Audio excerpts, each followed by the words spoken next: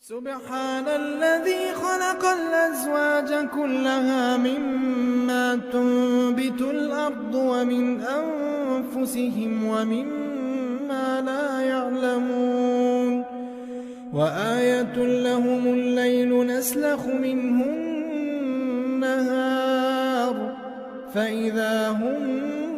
مظلمون والشمس تجري لمستقر لها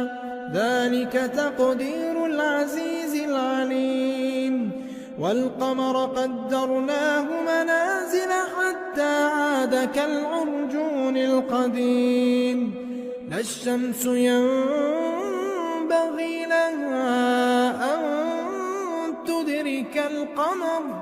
لا الشمس ينبغي لها أن